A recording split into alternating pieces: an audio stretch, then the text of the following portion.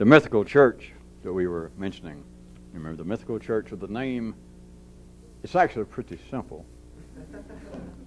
Out on that legendary other world.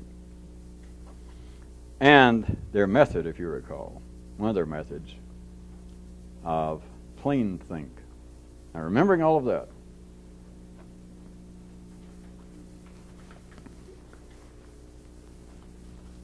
I thought we might expand the myth, because that's one good thing about myths, it will not hurt them. The plain think, the little bit we were talking about the last time we met, it was you people, wasn't it? Yes. Plain think, such as, I didn't really put this in quotation marks or describe it very specifically or make any notation, but I intended it, and so now it's not too late. We will back up. Irregardless, do not write me from Erie, Pennsylvania. How long do you think it's going to take before they put irregardless in the dictionary? Just that all the people in charge will finally go out, the hell with it. Who was it? Webster or Marion finally gave in with the first ones, put in ain't. But they covered themselves and says, not considered standard, but they put it in. And of course, all the people that wanted to say ain't ran out and bought it, except for this fact. That's what they assume is everybody that says ain't probably doesn't buy a dictionary, right? I didn't mean to say anything about justice because I know how it depresses some of you. Well, back to where we were, as we mentioned, just sort of en passant. That's not standard English, that's not even very close to standard French, probably. En passant. But if you recall where we just mentioned going past it last time, as opposed to ordinary thinking about things, it is always on the basis of polarization and how things are connected in some way that you can agree to or not agree to, or that you understand or you don't understand, and like that would be sort of, we'll put in quotation marks this time, plain think would be a kind of unspoken response. Remember, unspoken, I went ahead last time and said, all right, if it could talk, or if it wanted to, or if it needed to. But it would be more on the basis rather than, oh, I agree with that, or yes, or no. Plain think, the unspoken part would be sort of this. So, that's the way it is, eh? End of quote. All right. Keeping that also in mind, I was trying to encourage you tonight to see very specifically that plain think, whatever it is they mean in that mythical myth, that plain think would not be dealing with, not be limited to, binary neural activities, and it would thus not be expending energy on the basis or in regard to meaningless, polarized explanations, because that is exactly, to someone attempting to move their neural address, that is exactly, it's not a judgmental personal observation to say it's meaningless. It is literally meaningless. It is operationally meaningless, as even people in the secondary world know, is why they cannot pursue it any further. That if we did say, back to the example that brought this up last time, that a person says, yes, I'm an alcoholic, and yes, I use drugs, but wait a minute. And of course, everybody was prepared to wait a minute because you wanted to hear the connection, the story, the reason. And they say, it's because I found out I was illegitimate.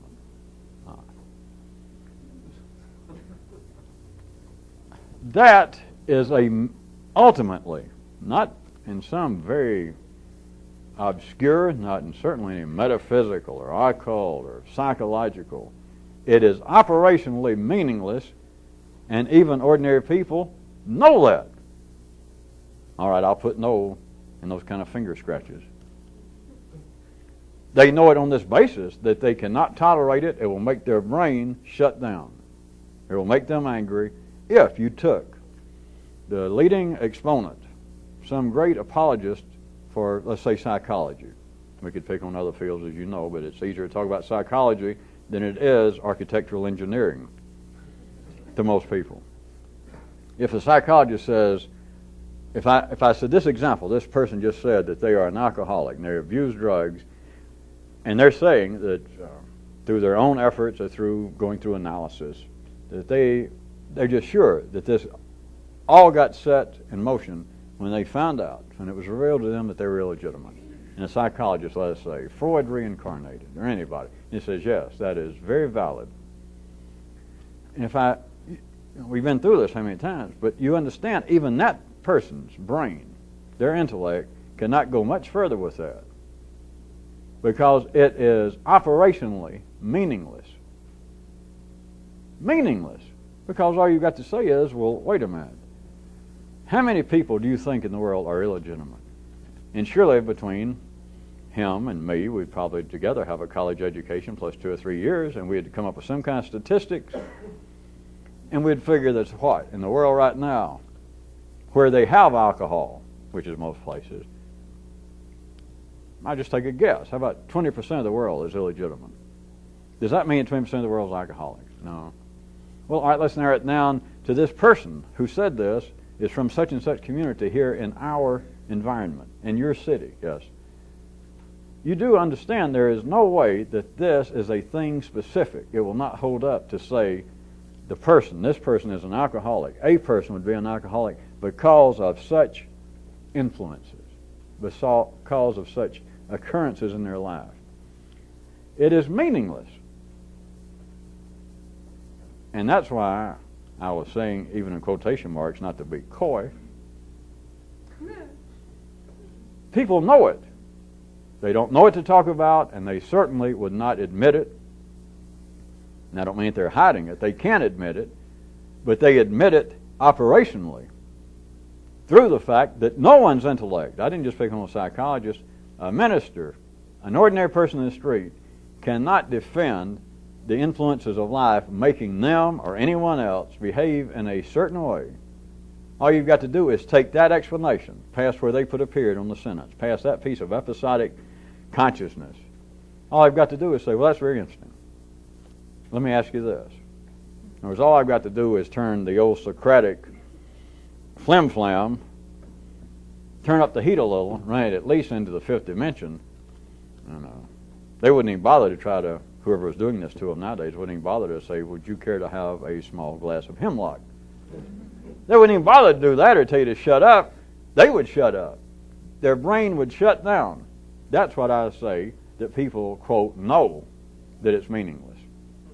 It is simply the form of energy in a certain way that passes in the city, that makes the secondary world grow, the secondary world of man's intelligence grow. But it is all ultimately, that is, operationally, meaningless. Plain think bypasses that, transcends that, short circuits that, goes somewhere else and says, I'm leaving, and then when you're not looking, it comes back. Some kind of description in there. The thing is, plain thinking, according to these mythical people on that legendary planet, this kind of plain think would not be expending energy even dealing with this. Not with any of the ordinary neural activities that are polarized. Plain think would then have the energy available and the three-dimensional time, but plain think would have the energy available to think plainly.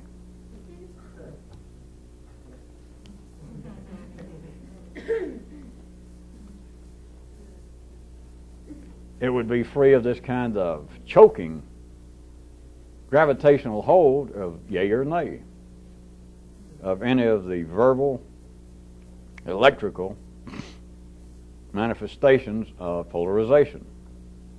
Plain think has nothing to do with that, according to this mythical legend that I made, this mythical story, this legendary this mythical legend.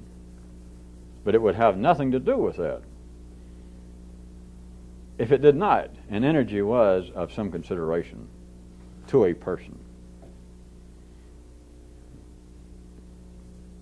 Think what energy might be available then if you were attempting to do this mythical thing that's just tale to deal in plain think, and you were not spending any time with any polarized, meaningless explanations. None. is the way the myth goes. No conditions, not, well, some that you don't like or some you don't care for. None. That's what the myth says. I'm just repeating it, folks. It says none.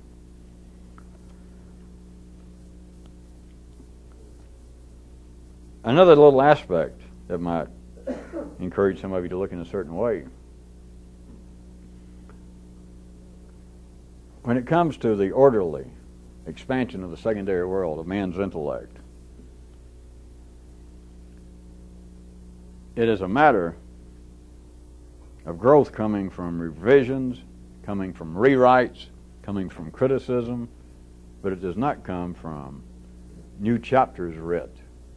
And it certainly does not come about through whole new books, complete new works.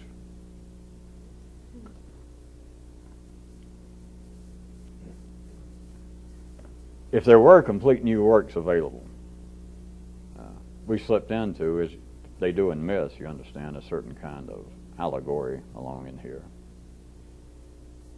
or even metaphor. But in the secondary world, the world of the intellect, wherein it continues to expand, and it does so intellectually, which would seem to be a safe bet, this expansion, this growth, this movement does not come about, still using the metaphor like this, as a literary effort, that the intellectual world of man would be like the total, up-to-date world of human thought in a literary sense, like actually put down to paper. This expansion does not come about through the production of new works, new books, not even new chapters. How it expands, using the same metaphor, is it expands through the orderly process of revision, of rewrite, and criticism in the academic literary sense. If there were actually whole new works being produced, if even a whole new chapter that was not simply a revision or a rewrite, if that were possible, what you'd be talking about would be a kind of literary output that would be worthy of plain think.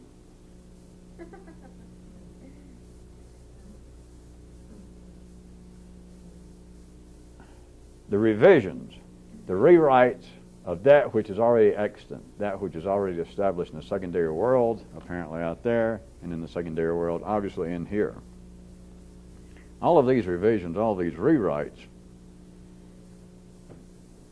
require no more than, we can make a comparison here between plain think, whatever that mythical activity might be, and at least start from a very solid known city level, that this kind of expansion through revision and through rewriting of this, that which is already established, that which is already stable, you could call that connected think, which is the way the neural system in you grows at the ordinary level, which is the way, if you're going to treat society metaphorically as a combination of all these individual humans involved with any particular society, the expansion is always in a way that what was, or what is, if you want to try to get up to date, that what is going on is a revision of what was going on 10 minutes ago, last week. And all that requires, as opposed to plain think, would be connected think. That is all that is possible. You cannot be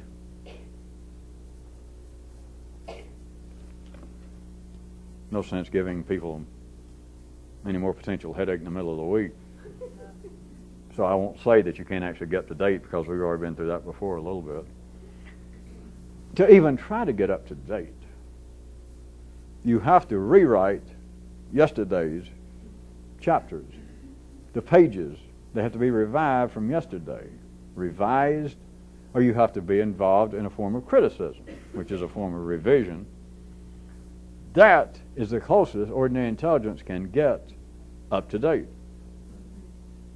But notice there can be no break. I'm not saying this theoretically, just look at it operationally. You cannot think in a way that I am going to sit down and write a whole new chapter regarding anything. Regarding my life, regarding what I think, regarding my perceptions. All you can do is rewrite what you wrote yesterday, you and everyone else. You can revise it, you can critique it, which is revision. But it is all a form, as opposed to whatever plain think would be, it would be a form of connected think.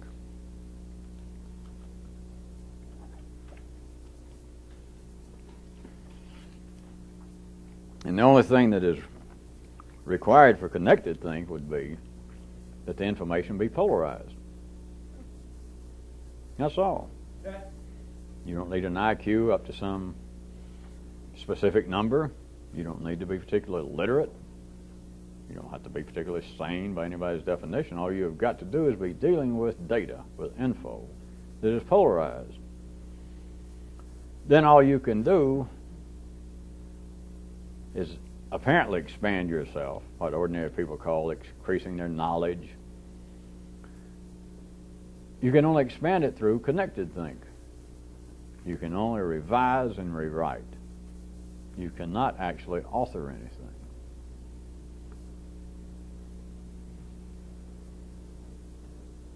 If you recall something else that we were mentioning last time, that this mythical religion, sort of a collateral method that we mentioned, that you could speak the thing. It's the thing specific. Ordinary connected thought dealing with thing specific. That you could speak the thing and yet think the process.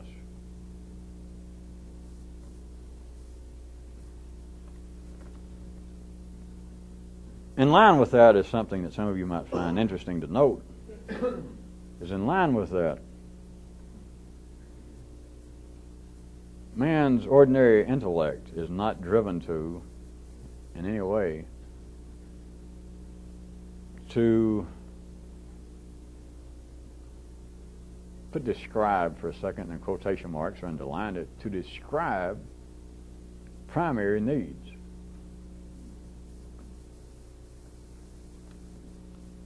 Stuff, wants, activities. Well, let's say needs.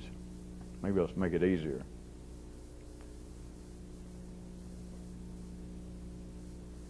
If they do, which does happen, but if they do apparently, a man speak about the primary needs, it is never with any detail.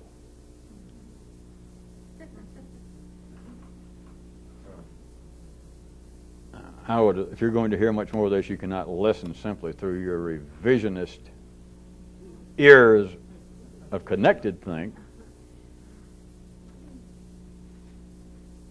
A man can say, I'm hungry. And like I said, you got to stay away from connected think, or the only way I can describe it, if you're trying to listen through that kind of neural system, is say, well, you got to take all this relatively. But if a man did say, I'm hungry, I'm horny, I'm cold, well, let's say I'm hungry. If the intellect were driven on a continuing basis to make some comment, to speak on primary needs, that would be about the extent of it. There would be no describing.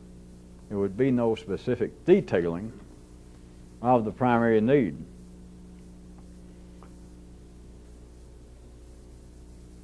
It is, in fact, being a bit pretentious and unfair to say that under ordinary conditions, if we were not limited to talking or listening in connected think, to say that primary needs would actually never be vocalized. If a man was hungry, he would not say, I'm hungry. He would look for food.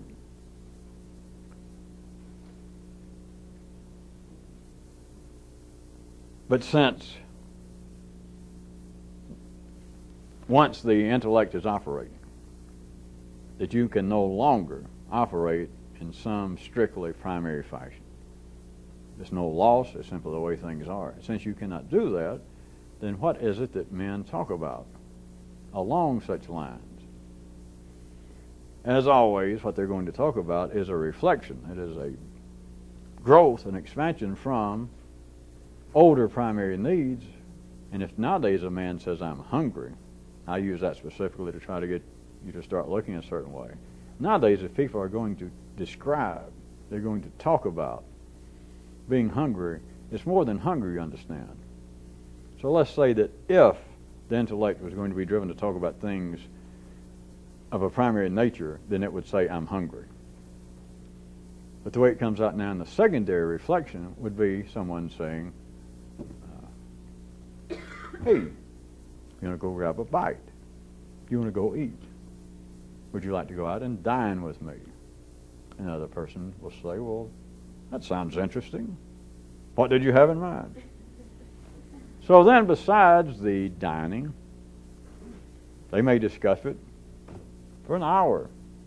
They could discuss it to the point they got sick of it. It could be a form of the dance itself. Perhaps they never end up going out to eat that night. But they might discuss it. Well, I was thinking about maybe a little Chinese. Wait a minute, did you hear they have opened a new Indian restaurant? And the people could discuss it. They would describe. There would be connected thinking. But it would be a reflection of primary needs. But it is now secondary. Primary needs requires no elaboration, even if it spoke.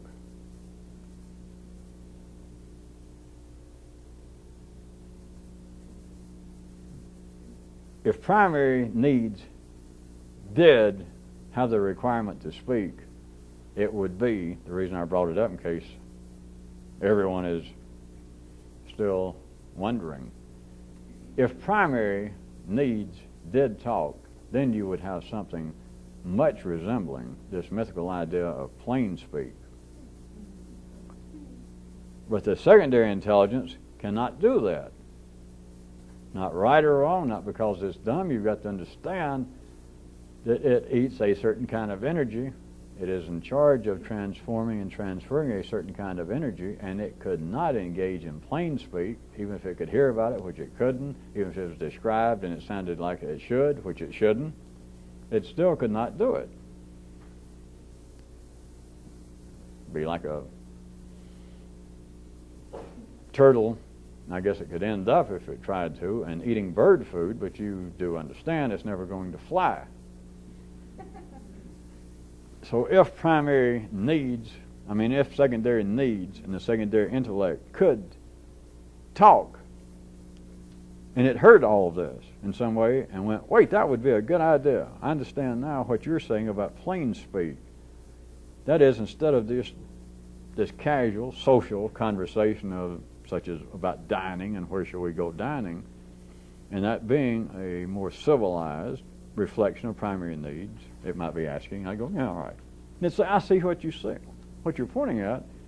It might be interesting. In fact, it sounds like it might be some sort of progress, or at least a return to our more sacred native past. That if I could bypass all that kind of verbal chit-chat, flim-flam, palaver, look it up.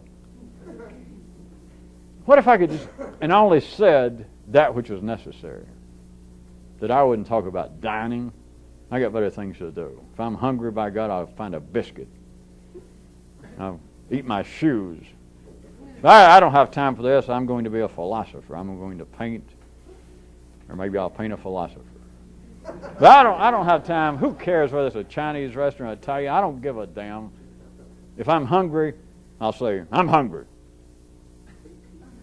If the secondary intellect, that is the ordinary intellect of man, could hear what we're talking about, which it can't. But if it did, and then it said, hey, I'll do that because then I'll be, I don't know, it seems right. I'll be more like the great kind of laconic, cool heroes I won't be babbling like some old woman. Kind of stuff a man would say. Like somebody's grandmother. Going, blah, blah, blah, blah. If I'm hungry, I'll say I'm hungry. But I'm not going out to a bar and talk to a woman and say, what's your sign? You come here often. Was that my BMW that you bumped into outside? If I was closer to what I think you're talking about, I'm still talking for ordinary intelligence, he'd walk into a bar and holler, I'm horny. And that's it. Hey, I want to... I'd do it, and I'd wait for somebody to show up. I don't have time. Which is like an old story. It's an old myth. Does that sound better? But there was a guy with that kind of attitude. He walked in a bar, he turned around to a woman and says, you want to go do it? She says, well, I might. She says, your place or mine? He said, well, hell, if you're going to talk about it all night, forget it. It's that kind of thing. Ordinary intelligence could think it heard some of this and have an idea that it would be good if I could do that. In other words, just say yea and nay, don't have to swear, I'm going to tell the truth and all that. I hear what you're saying about plain speak, and I'm going to do it. It can't hear it, and if it did hear it and thought it would be of some benefit, it wouldn't be, because it is not proper. It would be a turtle eating birdseed. You have to be able to think, you're able to get the electrical brain. You know,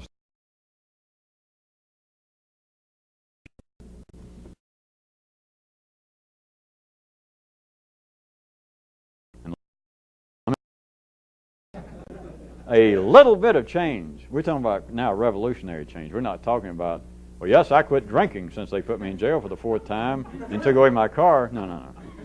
We're talking about real change. A personal shock to your own nervous system. Something is beginning to almost kick around at your own genetic code, which we don't, certainly not going to go into since it's obviously not possible.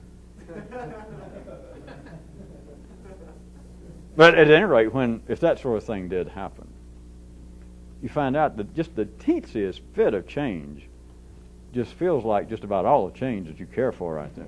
It just seems like just the least little bit of change is just all kinds of change. Not secondary ideas of people in the city about, well, yes, I grew up being a Baptist, but then I got a college education and I looked into being a Presbyterian, and now my whole life has changed. I mean, I can say that, but you know that's not true. If you think it is, go try to be a Presbyterian. Real change, all it takes is a little bit. What ordinary intelligence would think it heard if it tried to adopt plain think is back to that one little mapping that we did recently.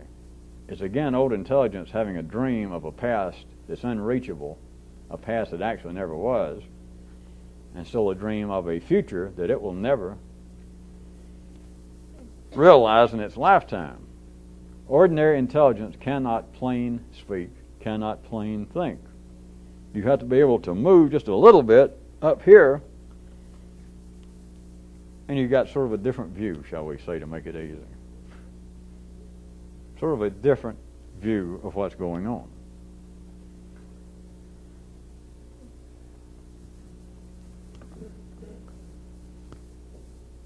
But with ordinary intelligence, what I was going to try to get you to consider, because everyone is a dancing partner to this, part of what would make ordinary intelligence, if it could hear this description, assuming some of you have, and would think, yeah, I would like to be a John Wayne, I would like to be a Clint Eastwood, I would like to be the kind of hero that just said, I'm hungry, woman. And that's all I had to say. I didn't say, what's for supper? And she says, well, we have our choice of this and that.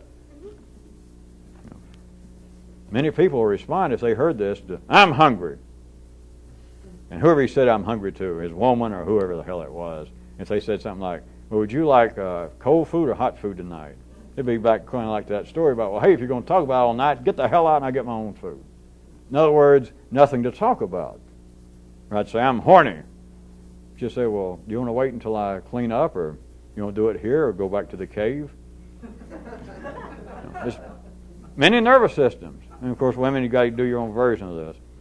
Many nervous systems, if they heard this, would go, if that's what you mean by plain speak and plain think, yeah, that'd be great. That's the kind of thing that I tried to go join a cult or go find a mystic, or I took up drugs. I never think about it that way, but that's what you're describing, what I hear you describing. Yeah, I like that. They don't. They can't hear it, but they wouldn't like it, because you cannot go from where secondary intelligence, ordinary intelligence is operating. You can't go from there to here. You got to go somewhere else. You can't take the intelligence and move it because it is connected. You would keep trying to revise it over and over and over, keep trying to rewrite it, keep saying, well, I'm going to cut down on what I say. I'm going to adopt that. I'll prove you wrong.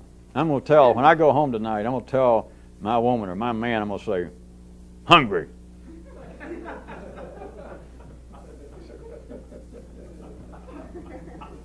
It is not going to fly. I mean, I assume you hear it. Any more than a turtle, but that's not going to fly, secondary intelligence. Do we have to go any further along the little primrose path of irony? The other person say, what'd you say? Hungry? Am I assuming you to mean that you're hungry? I'm hungry. So what are you, cripple? You waiting for me to fix your food? So then it gets into, of course I'm playing both parts and your part too. Listen, woman or man, I'm trying to adopt something I heard about. I want to just involve, they call it plain speak. I just want to say what's going on. When I come in, if I'm hungry, I'm going to say, hungry, and you do what's appropriate. Where'd you hear this? Do you understand? Do I have to go any further? That was what I was talking about, irony. The person would then have to describe, not that it's going to fly anyway, but then the person's got to start describing. They say, why are you doing this? Did you fall down and hit your head again? No, I heard this. A guy was talking about it. It made a lot of sense. Well, it doesn't make any sense to me. Well, just do it. Why should I do it? What's in it for me? What do you mean I'm hungry? At least be decent. Well, I'm not trying to be indecent. I'm not trying to be insulting. I'm just trying to cut down on superfluous thought. Where the hell did you ever hear superfluous? Never mind, woman. Just when I say hungry, fix food. All right, I don't mind fixing your food. I've been doing it now for how many years? But you don't have to come in and go hungry. You can at least be decent. You can come in and say, dear, would you fix me something? No, I don't want to. I'm trying to engage in plain speak. Where the hell did you get these kind of ideas again? Well, just do it. Do you understand? That was what I meant by irony. You could not engage in plain speak in the secondary world because everybody's going to go, well, wait a minute. I'm not saying I won't put up with this, but what the hell does this mean? Why are you doing it? And so then you got to explain what plain speak is. You understand? It is not something that can be adopted, even if ordinary intelligence heard it, and it is not something to be imitated. Even if you tried to do it, that's not a bad allegory. It is some earthbound animal, such as a snake or a turtle, eating bird food. And I guess if you're as dumb as some people say turtles are, but I guess if you saw birds eat bird food and fly, why not? And what else you going to do? You keep looking at them and you can't change. You can see that they look different. In the same way humans, in other words, there's some genetic difference between the turtle and the bird. So what might be possible? Well, they live up in trees and you can't get in a tree and all that, but then you see somebody puts out, let's say, bird food every morning. And it's down on the ground. The birds eat it and they fly. So the turtle, you go over there, what you got to lose? And in fact, the turtles could talk about it. They come up with a whole theory about if we can just get over there in the morning before the birds, of course we sleep late, we've got to do better. If we eat that bird food, I bet us too, we can go. So if ordinary intelligence, secondary intelligence, did hear any of this, or did even try it, if it tried to plain speak, it's why I went through that, what I was calling the path of irony. It's not sarcasm, as you know by now. It's not being a smart aleck about life. It simply wouldn't work. If an ordinary person tried to plain speak, the person they were doing it to would go, just don't make me repeat it. They'd go, what are you doing? Then you've got to get more elaborate. You have got to describe what it is that you're trying to do by speaking plain and cut down on descriptions. Except they would be meaningless. The person would never be satisfied. And I say the person, that is the rest of the equation of life of I plus not I. The rest of the secondary world, if you tried to tell them, not just the person you're living with, you decide, well, I'm going to do it everywhere because I like this. And you walked into McDonald's and went, hungry. You're probably going to get less favorable treatment than you did at home with somebody that knew you for 20 years. Now, they're going to end up, if you tried to pursue that much further, they're probably going to call the police. Not just worry about you being insulting, they think that you're nutso.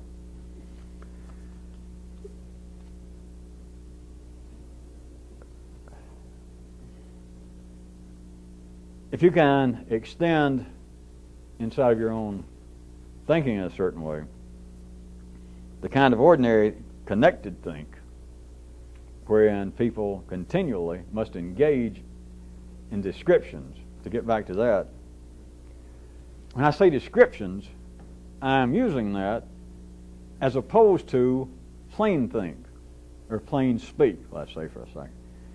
In the secondary world, everything you do must be described. The more it's done, the greater must be the detailing. The more it's done, the more specific. This is, in fact, the basis of fashion. Not just verbally, this is the basis of fashion.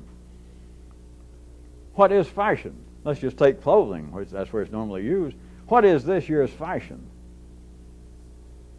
It's a further description of last year's fashion. It is a rewrite. It is a revision. It can be a complete critique. It is, if last year's fashion were miniskirts, and this year's, the people there on TV, the people there in the city are saying, oh boy, did we step in a foxhole? But we came to our senses, at least some of us right-thinking designers, skirts are back to the ankles like the gods intended. But it's always a rewrite. It's always a revision. It's always on the basis of polarized alternatives.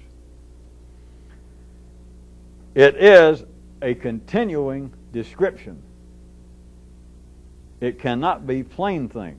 The secondary world would not grow with plain think. It would not grow, it couldn't even survive with plain talk. It has to be descriptions.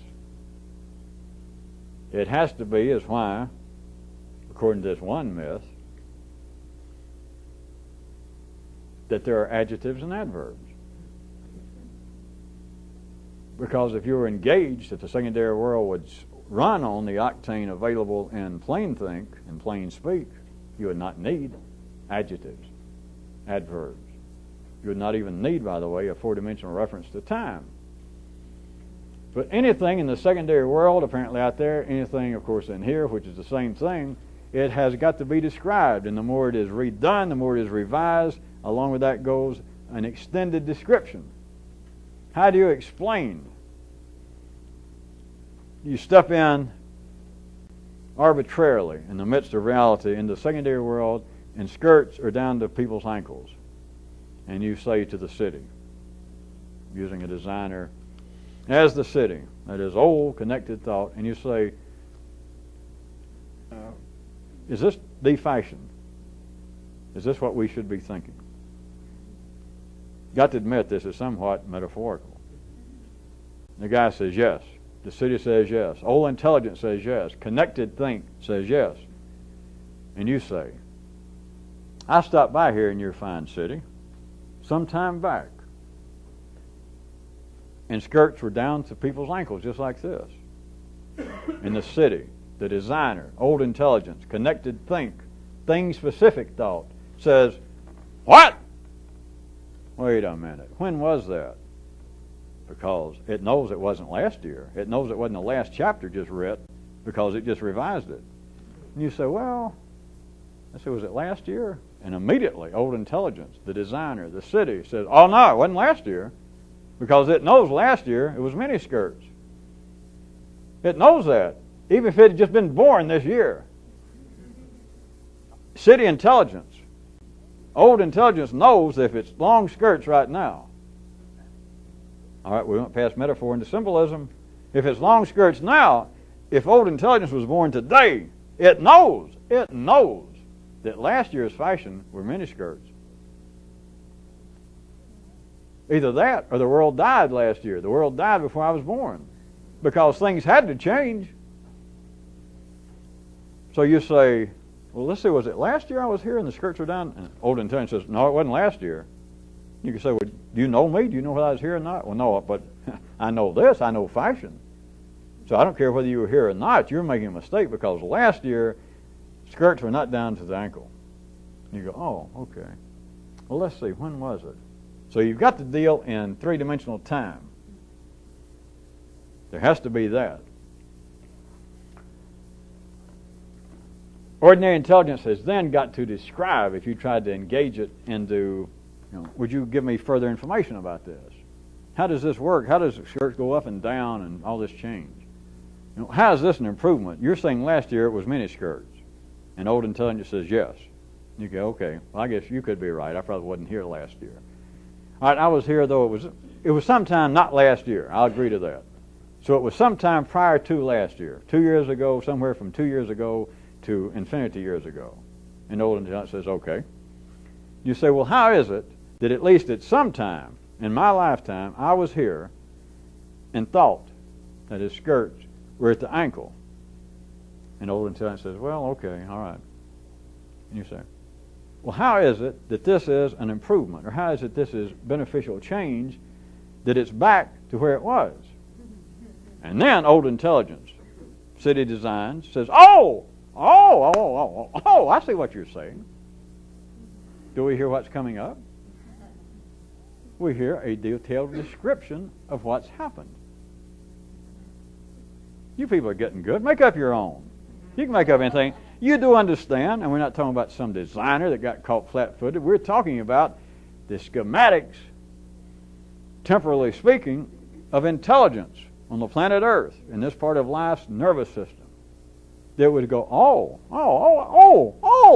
you're saying that you think that in some way we have just, kind of regurgitated an earlier fashion.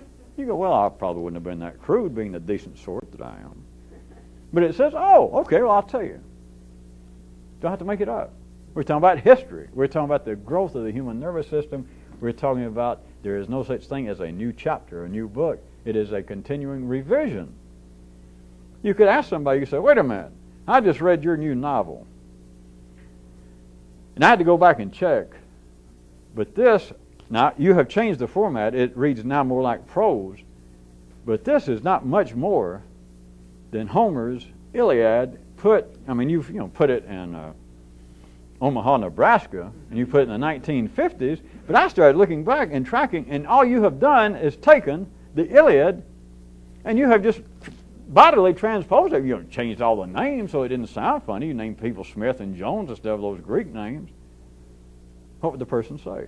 And don't worry about the person. We're talking about ordinary intelligence. It would go, well, now wait a minute. If you're going to say that, I'll admit I have been influenced by some of the giants who went before us, because after all, here it comes. We all stand on the giants. We all light our candles from the fires of the great men who went before us. What are they saying? They're saying, yeah, I rewrote it. I revised it. They're not going to say that, of course. They're going to describe what they've done. And this is not a psychological, or this is not an attack on the psychological defense mechanisms of the people, as Freud and other humans would say nowadays. It's not them trying to justify themselves. The man might say, hey, if you read the book, if you read the preface, if you read an interview I did 2 months ago, I admitted that it was a sort of a modern version of the Iliad. So it's not that you caught me flat-footed. So I'm not trying to say that ordinary intelligence would defend itself and say, wait a minute. It might admit, but it cannot see that everything is a revision, that everything is a rewrite. And it cannot see that everything that expands, everything that changes in the secondary world must be, in a continuing sense, it runs parallel to what would seem to be the change in fashion, what runs parallel with the dropping of skirt, the hemline, the length, the raising of it. What runs parallel to it is what? Not the stock market. The descriptions of it. Nobody can come out, a designer cannot come out, and they have his big show of the season. There they are in Milan or Paris, or for you cheapos in Cleveland. And they simply play the music, open the curtains, and the girls come out and do the Vogue up and down. No. There'll have to be a description. You know it by now. There has got to be an introduction to every book. There has got to be an introduction to every performer. Even if it's Sinatra, even if it's the Rolling Stones, even if the Beatles all came back to life, and there they were, somebody's going to come out and say, well, they would consider this to be the ultimate, but they'd say, well, here's a performer that needs no introduction. And they would say, well, hey, you're wrong because that was no introduction. Sure it was, because you had to say everything is a rewrite. Everything is revised. And everything, as life continues to grow, must be described in greater and greater detail. And when I say greater detail, I don't mean that it becomes more meaningful. It's just there has to be more palaver about it. That the first time, the miniskirt, somebody had to describe either that, painting, music, human thoughts. Are we talking about the secondary world? Some designer, I'll stay with fashion for a minute, but remember, this is no metaphor whatsoever. We're talking about fashion, and we're just down to it. A man, here the girls come out, and they're wearing miniskirts. And some of the crowd, reporters, of course, and guys with cameras, and if the designer didn't do it, he had somebody, an announcer, or they handed out a program, and he, of course, whoever wrote his stuff, gave some description about, here it is, circa 1968, as the youth of the Western world, especially Europe and the United States, began to strive more for the kind of emotional, erotic freedoms that seemed to be the proper homeland and within the grasp of the modern young person. Fashion, too, as always, is held and dictated by the changes in the moral. It is a description that is going to come up to why I have designed a miniskirt that shows mucho thigh. It's a description. And so the next year, the skirt goes down. The same guy comes back. What's he going to do now? It's not right or wrong. It's expansion in that sense. He now must describe, that's what I mean by in greater detail, is why now he has changed his mind. Last year, okay. Of course it might. I know it doesn't work that fast or with one guy normally. Or it hasn't up until now. That he might wait several years, and he really drops it. And then you go and see his new show, and the girls come out, and you're expecting, boy, last time I saw one of his openings, and there were miniskirts, and it's been 3 years ago since I was here. Boy, I bet they're half nude now. Give me the binoculars, Hubert. And the girls come out, and the skirt's down to the floor.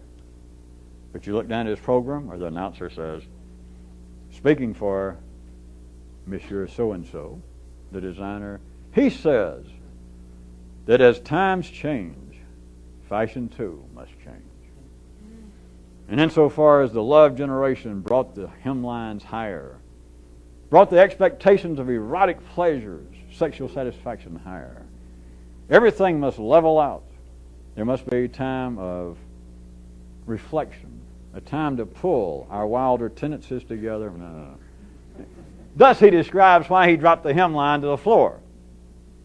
It's not right or wrong, but do you hear the extension of descriptions, the detailing of what's going on by those involved, by those who would critique it, who make their living that way, who dance in that fashion?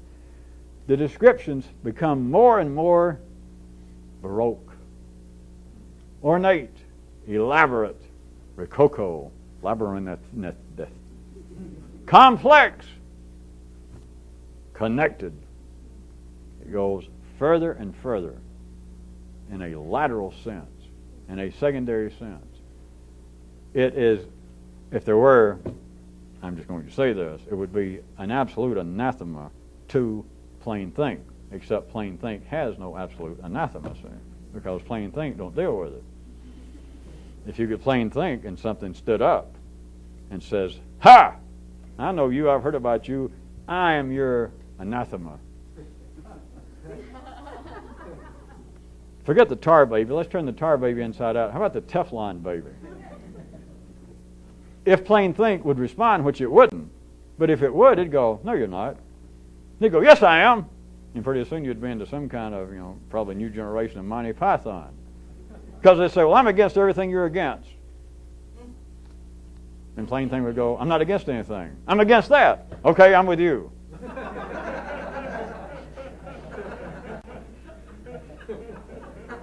Or ordinary connected think could sneak up and say, all right, tell me this. What do you believe in? They'd say, everything.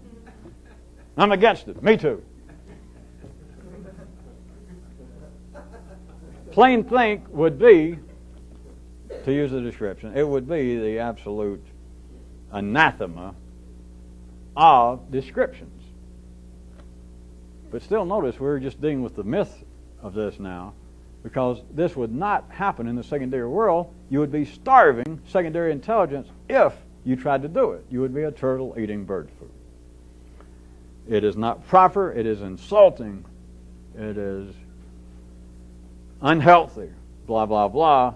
If you tried to make secondary intelligence, if you tried to wean it off of its real food and put it on plain speak, much less plain think.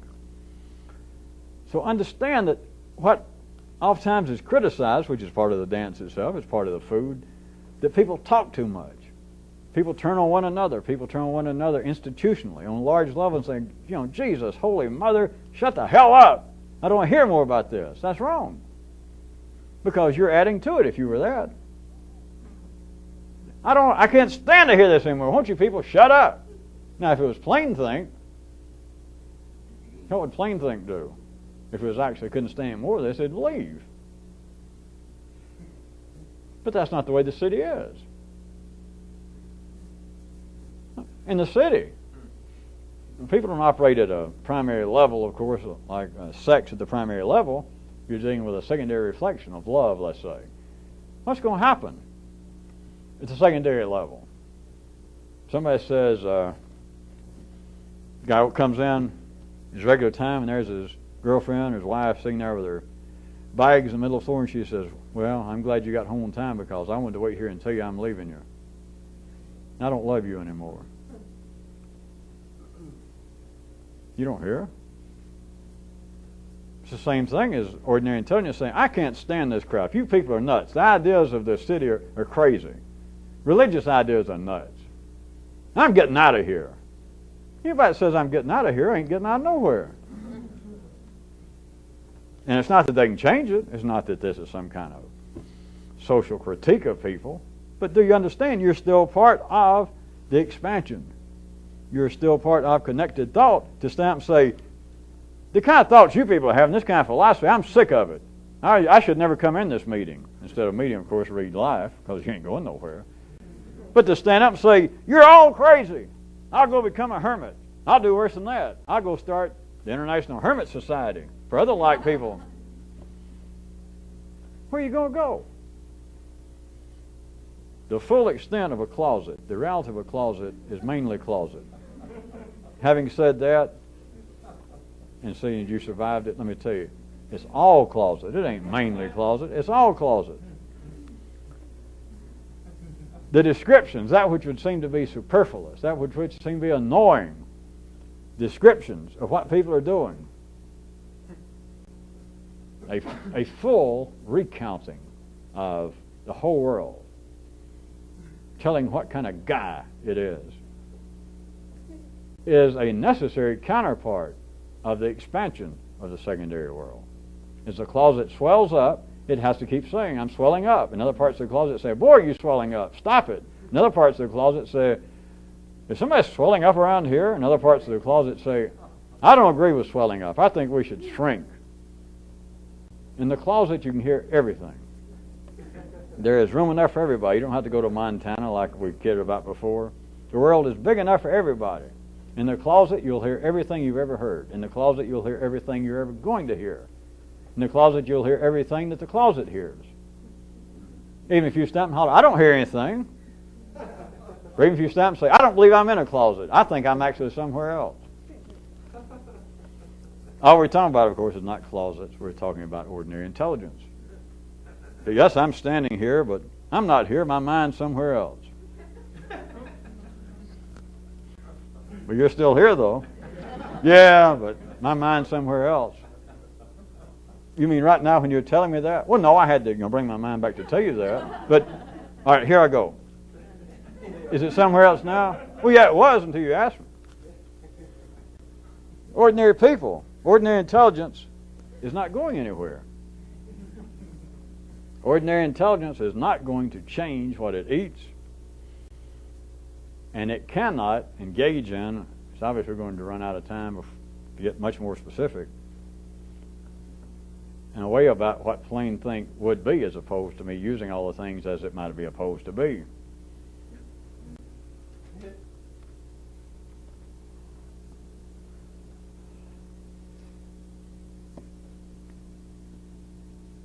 But to wrap up some of this for this session, if I didn't make this clear enough, surely we can end on a less than totally opaque note. Can't we? All right. In other words, part of what I've just done, let's say in other words, which always sounded like you're about to take the final chorus out and take me to the bridge, take me to the coda. If primary intelligence needed to continually talk, to describe, if it needed to, which it doesn't, but if it needed to, what it would end up doing would be that which would much resemble plain talk. But notice the tricky thing is it does not need to. That is not where plain talk can arise. But if it needed to, it would much resemble at least what we've been hinting at tonight. And surely next time I'll start here is to try and point out a little closer about, at least in the mythical, imaginary way, how this might be used compared to not just all the things it's not, but compared to what you can actually think about that happens every day. Of course, it's not connected with any of that, but we'll have to deal with that when we get there. Pull the plug on this sucker.